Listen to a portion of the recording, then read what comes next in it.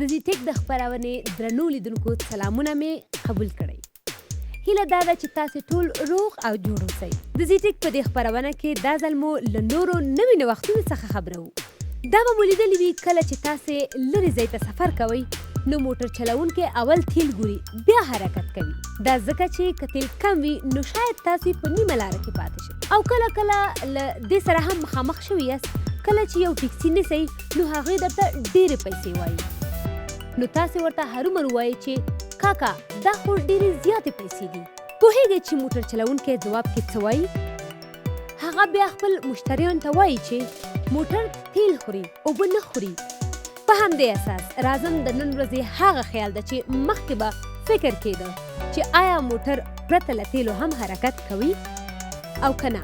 د ترکیې هېواد د دې فکر په اړه کار وکړ او بالاخره داسې موټر یې رامنځته کړ چې د تیلو پر ځای برق باندې چارجېږي او حرکت کوي. د ترکیې هېواد اختراع کوونکو دا موټر رامنځته کړی چې دې برقي موټر کې لومړنی سفر د ترکیې رئیس جمهور رجب طیب اردوغان وکړ. د ترکیې هېواد وایي چې دوی به دا برقي موټر 2022 کال کې آزاد بازار ته عرضه کړي. دې برقي موټر په ټول نړۍ کې خلک ځان ته حیرانه کړي او ورته انتظار کوي چې زر تر زر دا موټر ترلاسه کړي. د دې برقي موټر بیټرۍ له نورو بیټریو سره لږ فرق لري او د دې موټر بخاري هم له نورو موټرونو سره فرق لري. د ټاک کمپنۍ د دې موټر د بیټرۍ 6 کاله ضمانت کوي چې خرابه نشي. دا یوه نوې اختراع ده چې په ټولنیزو شبکو کې ورته ډېر تود هرکلی شوی. دا موټر دومره هوښمند آلات لري چې ډېر ورسره لکه د یو قلندر په څېر خبرې کوي. هره جاده چې مخته راځي ورته یې معرفي کوي او وایي چې کوم لاس ته حرکت وکړي. دا موټر له ځیرک موبایلونو سره هم وصلېدی شي او تاسې کولی شئ چې د نقشې مطابق موټر ته خپل مسیر ور په نښه کړئ. موټر به باید په ټاکلي وخت سره چارج شي تر څو د موټر بیټرۍ مو سلامته پاتې شي او زر خرابه نشي. د دې برقي موټر د ترافیکو ټولو نړیوالو اصولو سره برابره لارښوونه هم شته چې ډرایور ته یې د اړتیا په مهال معلومات ورکوي. د ټاک کمپنۍ ویلي چې راتلونکي 2022 کال کې به دا برقي موټر د ترکیې بازار ته عرضه شي.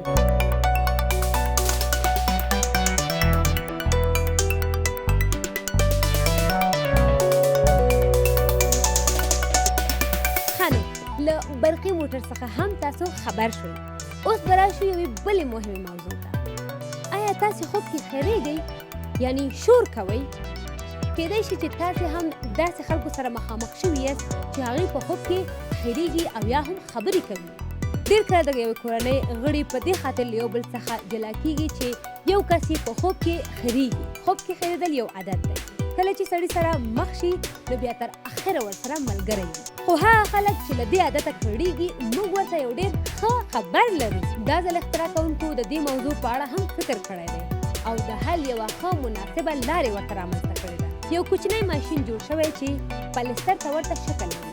کله چې یو څوک ویده کېږي نو دا د خپلې زنې لاندې نښلوي او بیا ښه په بېغمۍ سره خوب کوي. د دې آلې سره د هغه سړي یا میرمن خریدا ورک کېږي او ورسره خوا کې کسان هم د نوموړي له خریده بېغمه کېږي. اکثره دا خلک چې خوب کې خرېږي کور کې به له نورو غړو له خوبه د دې لپاره رابېدارېدل چې هغوی ته به یې مزاحمت کوو. د هر شخص ارامه خوب خوښېږي خو هغه کسان چې له خپل خاوند یا میرمن څخه د هغوی خریدا له امله بې خوبه شوي اوس کولی شي چې د دې آلې په لګولو سره خپله او نورو ته د ارامه خوب زمینه برابره کړي. د نړۍ پرمختګونو سره د انسانانو ژوند هم ارامه شوی او د هر ډول اسانتیا زمینه ورته برابره شوې ده. نو دا زموږ خپرونه چې تاسو ته وړاندې شوه. تر بلې خپرونې مو په الله ونسپارم.